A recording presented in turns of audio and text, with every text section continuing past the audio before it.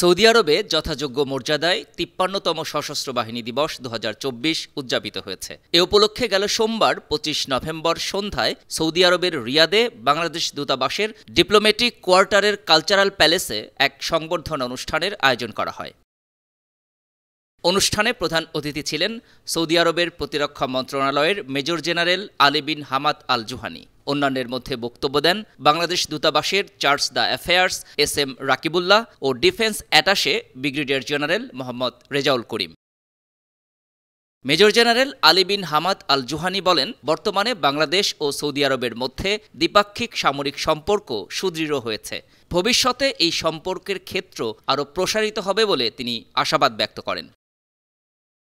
বাংলাদেশ দূতাবাসের charge d'affaires SM Rakibullah বলেন, ১৯৭১ সালের এই দিনে বাংলাদেশের সেনা, নৌ ও বিমান বাহিনীর সম্মিলিত আক্রমণে দখলদার বাহিনী দিশেহারা হয়ে পড়ে, যা আমাদের বিজয় অর্জনকে ত্বরান্বিত করে। আমাদের মহান মুক্তিযুদ্ধে সশস্ত্র বাহিনীর অবদান জাতি গভীর শ্রদ্ধায় স্মরণ করবে।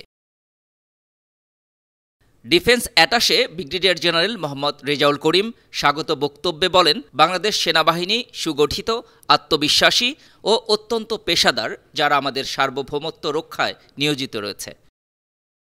অনুষ্ঠানে বাংলাদেশ দূতাবাসের charge d'affaires SM Rakibullah, defence attache brigadier general Mohammad Rezaul Karim প্রধান অতিথিকে নিয়ে কেক কাটেন। এরপর চার্জ দ্য অ্যাফেয়ার্স ও দূতাবাসের ডিফেন্স অ্যাটাশে প্রধান অতিথির হাতে ক্রেস্ট তুলে দেন। এ সময় সশস্ত্র বাহিনীর বিভিন্ন কার্যক্রম নিয়ে নির্মিত একটি তথ্যচিত্র প্রদর্শন করা হয়। অনুষ্ঠানে বিভিন্ন দেশের রাষ্ট্রদূত, ডিফেন্স অ্যাটাশে, কূটনীতিক, সৌদি আরবের উচ্চপদস্থ সরকারি কর্মকর্তা, বাংলাদেশ দূতাবাসের কর্মকর্তা সহ প্রবাসী বাংলাদেশিরা উপস্থিত ছিলেন।